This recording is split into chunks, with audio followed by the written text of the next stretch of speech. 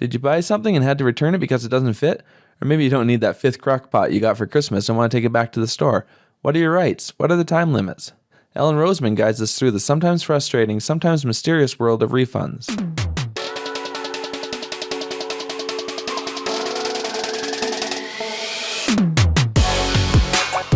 Welcome to the MapleMoney Show, the podcast that helps Canadians improve their personal finances to create lasting financial freedom.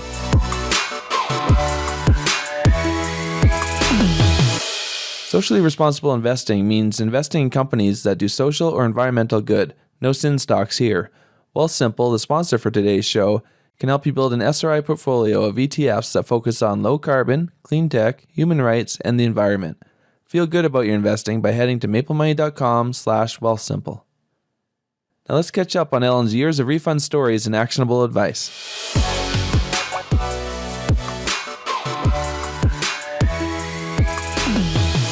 Hi, Ellen. Welcome to the Maple Money Show. Hi, Tom. So I wanted to have you on today to talk about refunds. Everybody's had this at some time where they've wanted to return something and they've probably hit some kind of roadblock to that. First off, the first thing I was wondering is do people have an actual right to refund or exchange an item if it's defective? Yes, they definitely should be able to return it if it's defective under provincial law, which is a little different provinces, but most of them do say that, you have no right to a refund or exchange if you change your mind, and stores make their own policies on that. But if the item doesn't work right out of the box, or even later, like sometimes it comes with a 30-day return period or 60-day return period, but suppose after 62 days, it just stops working completely. Mm-hmm. Even if it's a small item, you have the right to give it back because you reasonably expect that something that they sell works for longer than 2 months. Okay, so if the receipt says return in 30 days, that's not necessarily the case with a defective item then? Well, often what they'll say is you have to deal directly with the manufacturer. Okay. And you can try that, but the manufacturers tend to be bigger. They're at one remove.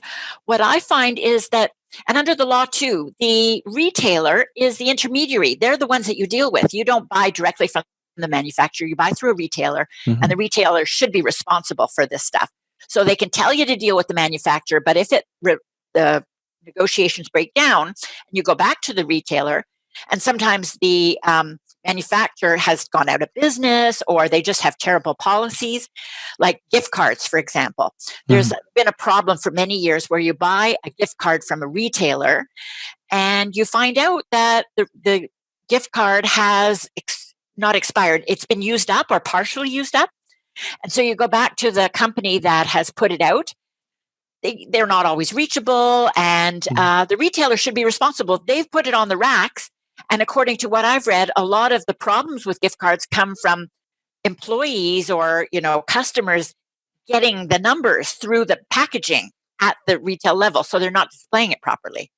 Oh, yeah, that's what I was thinking. So it's a type of fraud that someone's actually using that card. And yes. Oh, wow. Yeah, I never even thought of that. You mentioned expiry, but they don't actually expire, or?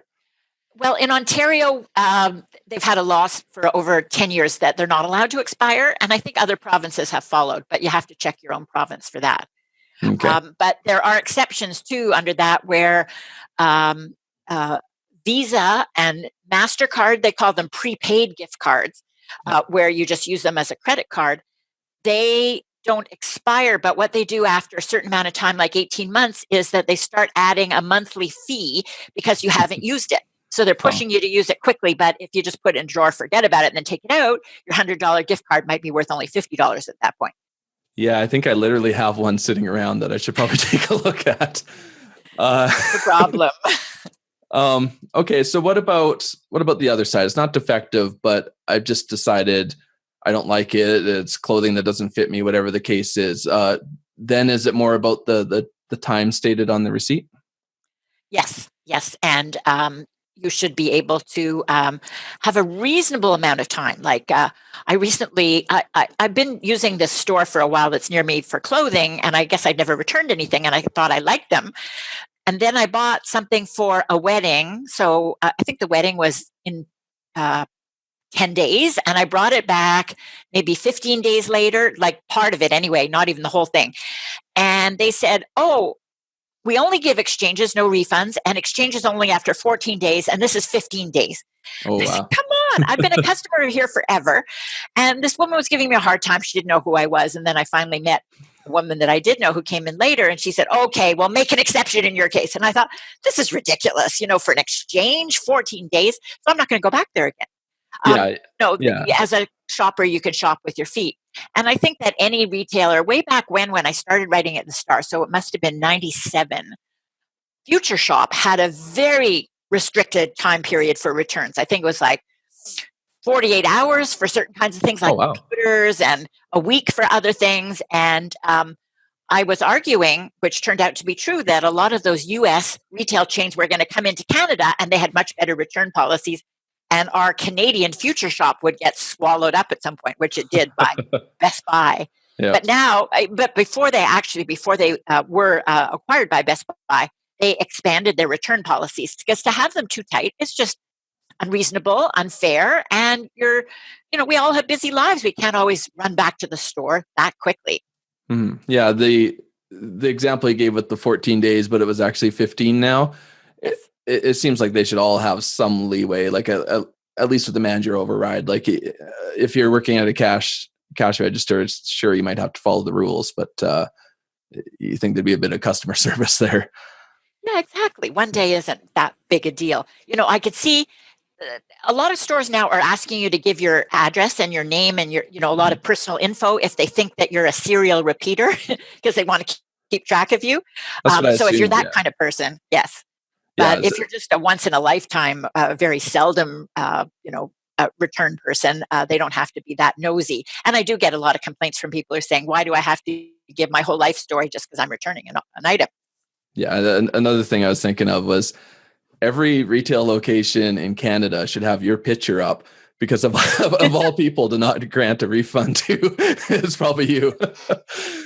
Now, So there's a point I want to make too about, you have to ask about the refund policy, and stores have no obligation to really notify you. So what you see is that there was a great story that someone sent me about how the store put it right on top of their counter, like a little thing on the counter, but the counter was always full of jeans. It was a jean store. So everything was blocking it. And in other stores, it's like at Dollarama, and I've been after them for a while because they have no exchanges, no returns for any reason, so they say. And they keep it quiet that if it's defective, you can go to head office and they'll give you a gift card for, compensation. But they put it on the screen where you're toting up your items, the electronic screen, there's a message, and then it's on your bill. Now, with the screen, often you're going in your cart and you're busy. You're not necessarily looking at the screen. And when it's on your bill, that's too late. You've already purchased it, and you can't give it back. And you could go there like 5 minutes later and say it's broken or I don't like it. And they'll say, sorry, no returns, no exchanges. And when I wrote about this, a lot of Canadians said, why are you picking on them? It's very cheap. It's great value. And if they have to give more returns, their prices will go up. But remember, this is a billion-dollar corporation. It's on the Toronto Stock Exchange. They don't even print a return policy on their website, which is wrong because all the other dollar stores do that. So they try to pretend that it doesn't even exist. yeah, on websites is where I normally look for return policies, and yes, sometimes it's too late by then. But if I'm thinking, can I actually return this, then I have to look up on there and see all the different types of items that might have all sorts of different rules. But Right. Yes. That's another thing, how they classify them. I did a piece about Shoppers Drug Mart, and they said no returns on cosmetics. But then what was a cosmetic? Somebody said they tried to return a curling iron, and that was treated as a cosmetic. Oh, So wow. the categories can be kind of vague. And sometimes on the websites, Canadian Tire is another one. There are so many different categories of merchandise, and you never quite know. So even though they have a good return policy, there's a lot of exceptions. Yeah, It can for be sure. quite complicated. So my favorite place, speaking of return policy, is Costco. Yes. They I knew you were going to say that. They're the best. they seem to take everything back, and I don't even think that's an official policy. But I know they did tighten up on electronics, right? I haven't been there in a while because there are not that many of them close to my house. But they are known to be especially generous with returns, especially with their brand name Kirkfield. They do that. And also, I was shopping today at one of the Western retailers, Mountain Equipment Co-op, or MEC as they call themselves now. And they had great signage all over the place about just tell us if you want to refund or exchange anything if it's not suitable, which means, you've just changed your mind or it doesn't fit. And we'll do everything we can, if possible, to help you out. So that's like going over backwards. And they're a nonprofit, a co-op, so that makes sense. But many other retailers try and keep it a secret. And I think that's wrong. And that's why I've been dwelling on this so much, because especially with these low-cost stores, if you're getting a low price, but then you can't give it back, that's just really hurting those customers that they're trying to reach. Yeah, like if I see something that's Kirkland at Costco, one, I have a pretty good opinion of the quality to begin with, but also I know there's that return policy, and I recently had to use it actually, and I felt kind of bad, but I justified it. I'll tell you why. Okay. We had bought a Christmas tree with the built-in LED lights, and every year it started getting worse, and switching out the bulbs wasn't helping. The lights were dying entire chunks, and it was 5 years later. I actually returned it, and they didn't ask any questions at all. They were totally fine with it. The only reason I've never returned something 5 years old before, but in my mind that was 4 Christmases. So really, it was like 4 months of use. Right. so it wasn't. An LED bulb should last, and it wasn't even the bulb. It seemed to be the wiring, but it should certainly last longer than 4 months of use. And yeah, they didn't even ask a question. they were totally fine. I think I returned it without the box. I think I just went up with a tree. And that's another thing. Some retailers will say, as soon as you open it, you can't give it back. But you don't know if it works or not unless you take it out of the packaging. But sometimes they're very strict on that. Yeah. Does that start to lead? Is that where we start to get like the restocking fees, or does that even happen with sealed items? Yes. Not every store has a restocking fee, but often they'll charge 20%, which is quite a lot, just saying that they have to, repackage it again and put it back on the shelf. But I have noticed that some of the stores with restocking fees have taken them away because people get really angry about that. Yeah, because it's still in a way being told that you can't return that item, not without some cost to you. Without a big penalty. And now online, a lot of the online retailers charge you to send it back. So return shipping is on your shoulders, not their shoulders. Yeah, see, that's tough too. I've seen a lot of online sites that I like where the return shipping is covered, and I've even seen that with like sites that sell clothes or something like that, where you really do need to get it home and try it on to really know if it's for you. It is covered or it's not covered. It is covered. Yes, okay. And those are the sites they're seeing that as a competitive advantage. For sure, exactly.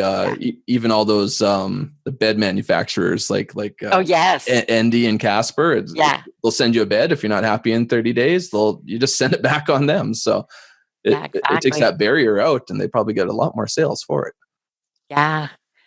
So one thing I want to emphasize is that if you can't get a refund from the retailer or the manufacturer, don't wait too long, but go back to your credit card company, assuming that you've paid with a credit card. And credit cards, Visa, MasterCard, American Express, all have something that they call a zero liability guarantee for fraud or unauthorized purchase. A good example is one of these websites with the group deals. It's called Buytopia. And for a while there, nobody was getting refunds, and they kept writing. And, like in one case, this lady said that she bought a painter service, and the painter said, I'm not going to honor that because I haven't been paid by Buytopia. And she said to Buytopia, I want my money back. And by the way, you doubled what I only ordered it once, but you double charged me for that. She was waiting months and months. And then finally she went to her Visa card, and they said 6 months later or 4 months later, usually the maximum they'll give you if you file a dispute and try to get a charge back is 2 months to 4 months, or 60 days to 120 days.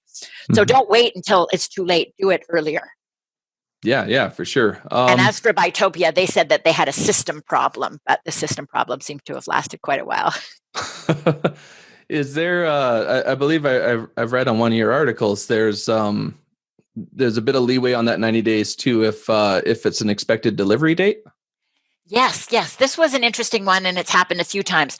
A furniture store was taking orders, and a lot of these orders came from overseas, and it had to be custom made. So the orders was 6 months or 9 months or even a year to get it all custom made. And then it went out of business. And so the credit card companies were saying it's gone out of business on such and such a date, and this is like 6 months later, you can't get your money back. But they would say, well, it's not when it went out of business; it's when they told me that what my next delivery date would be. So you can go back to that. They might have told you, like just as they were going out of business, that the next delivery date would be 3 months. So they would judge it by the 3 months. Yeah, and another way to get even more around that is there's premium cashback credit cards, especially, will have purchase protection, and it might be a year of protection. So similar to the 90-day rule that they all seem to have, but a full year probably saves you some hassles. Yes, and it also helps if the thing doesn't work properly and the manufacturer won't fix it. Yeah. So can you tell us a couple stories of other issues you've had? Feel free to name any companies or anything, just anything that big well-known times where maybe this has happened, like just issues with refunds. Yeah. Walmart, for a few years there, I wrote this a few years ago, but you buy something before Christmas, and usually the price is at this level. And then when you return it, and it's a gift, and Boxing Day or after Boxing Day in January, the price has gone down. So people were going to Walmart with their receipt, the gift receipt. The gift receipt doesn't have a number on it, right? Because you're giving it to someone. You don't want to tell them what you paid. So they'd show the gift receipt, and Walmart would say, okay, we'll give you what the price is right now, which is a much lower price than the donor gave to pay for it. So this isn't their policy, but a lot of cashiers were telling people that. Now, this is something, and I don't want to sound as if I'm negative towards store staff, but there's a lot of turnover, and they're probably not trained very well. Stores aren't always going out of their way to tell people. I hear that also with that, the scanner accuracy policy, where if it's priced one way on the shelf and the scanner reads it as another thing that's higher, you should be getting up to $10 for that as a free item. So the staff, not being trained, tell you what they think they know or what the supervisor tells them, and sometimes you really have to go to head office. And with Dollarama too, unless you think of going to head office, you're never going to get an exchange or a refund. Some people told me that they just stood there in line and they said, I'm not leaving the store. And they created such a log jam, and everybody was getting mad at them that finally the manager said, do that. But I'm not really in favor of that. But again, the way it works is that you have to write an email to head office, and then you have to send a photo and scan your receipt, which is a lot of trouble. And not everybody has the ability to do that. They might not have the computer. They might not have the scanner. It makes it much harder. So the reason that I'm stressing this is that refund policies can be complicated, and you have to always ask, and you have to make sure that you're not buying from a retailer that's famously difficult about giving receipts, giving returns. With the Christmas returns, then is there kind of a general rule around that? Like, do a lot of retailers sort of extend their return policies? They give you longer periods, yes, because they know that it takes a while. Most people are Christmas shopping anyway from Halloween onward, and so they will give you a longer period to return it. But they shouldn't be making the customer get less in return than the gift giver wanted to pay for them, because this just seems wrong. And if you know that that's happening, you got to be careful. Oh, the other thing I want to mention is Sears.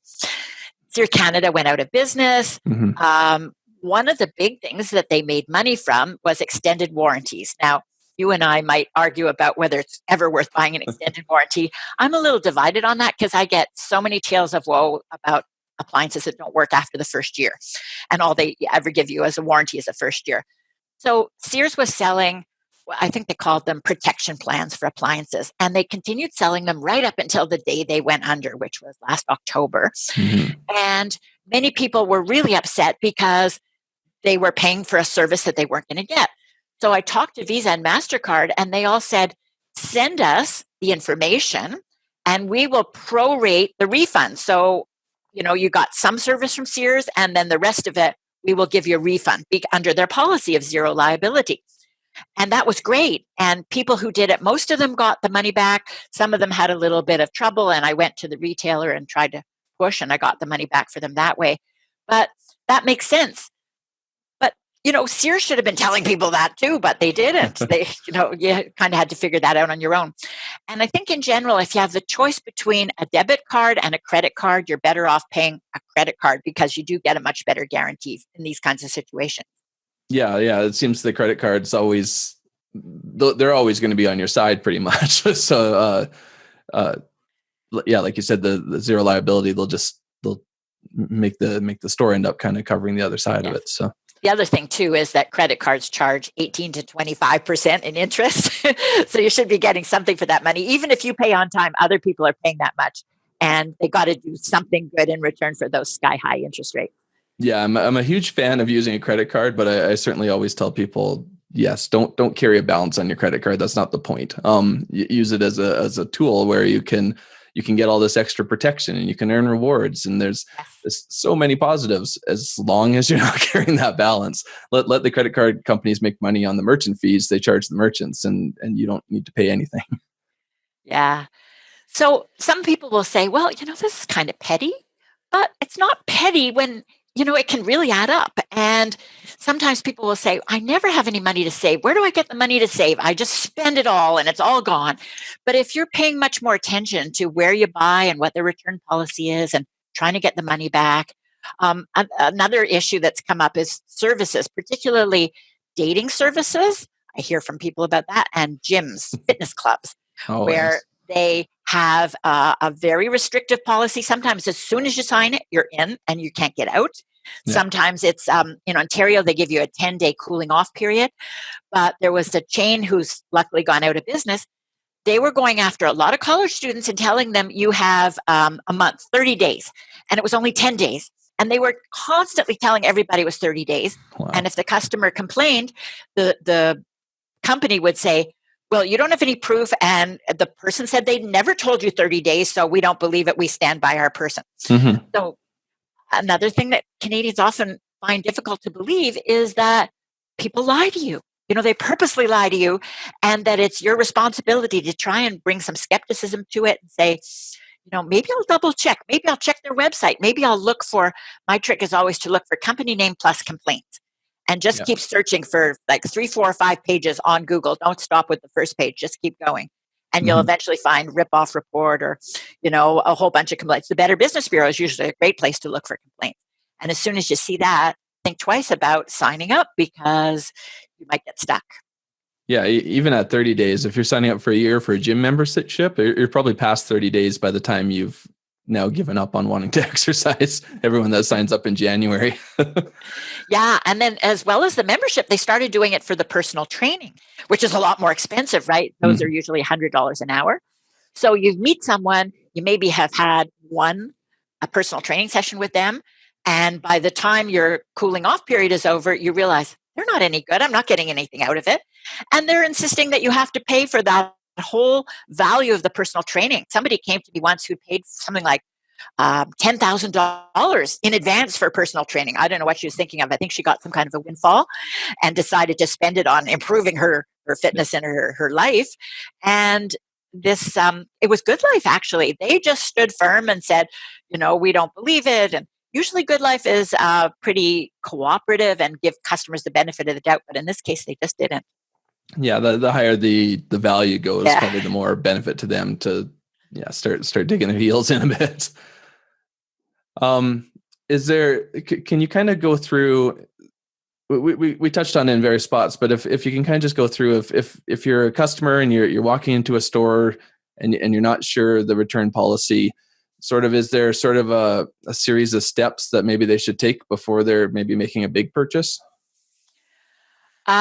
Yes, I guess you should go ask for the manager, because first of all, look on the walls But many stores don't put it on the wall. Look on the door, see if there's some kind of message anywhere. And if you don't see anything, ask for the manager and ask the manager, what is the return policy? And if necessary, can you show me where it is on the website? Because not all of us have gone to the website. And if somebody shows you, and then you can look at it. And then ask some questions. Are there any exceptions to this rule? What about if I take it out of the package? Is it okay to bring it back? Maybe I've thrown the package in the garbage, but I've got everything else. A lot of these policies have been drafted because there are some people who abuse the return policy. I have to acknowledge that they'll wear an item and then they'll give it back. Now, this isn't right, and I think stores have the right to protect themselves, but probably I'd say maybe 5 to 10% of the returns are those people, and 90% are people who just find that, like you're giving a wedding present. I remember way back when Crock Pots were new, and we were so excited, my husband and I, we gave this couple the Crock Pot, and they kind of, didn't seem that happy. And then finally they said, we've already got 15 of those. So you just don't know, it's not that you're changing your mind. It's just that something isn't suitable and you want to be able to at least exchange it. And stores should be somewhat flexible on that. So get a sense of how flexible they are, and maybe the store will put it away for you, and then you come back the next day and then you'll do some internet research to find out, because the last thing you want is to be stuck with this purchase. Of course, you can always try and sell it on Kijiji or something like that, but still you're not going to get what you paid for, including the tax. Yeah, exactly. Well, thanks for being on the show. Can you let everyone know where they can find you? Okay, my website is www.ellenroseman.com. I don't need the W's anymore, right? No. ellenroseman.com. And I write in the Toronto Star once a week. And at the Toronto Star website, you can find me if you just Google my name. And you have a podcast as well. Yes, the Money Saver podcast with Lana Sanichar from Canadian Money Saver magazine. That's something new. Thanks for reminding me. And all our podcast hosts are interviewing each other, but it's great fun because that's how people learn, getting the message several times. Yes, for sure. Thanks for being on the show. Thanks, Tom. Thanks to Ellen for the advice on how to handle refunds, and thanks to you for being a part of it. You can find show notes for this episode at maplemoney.com/Ellen Roseman. The Maple Money Show is growing every week thanks to you. If you know someone that's had trouble with refunds in the past, please share this episode with them so they're armed with the right information for next time.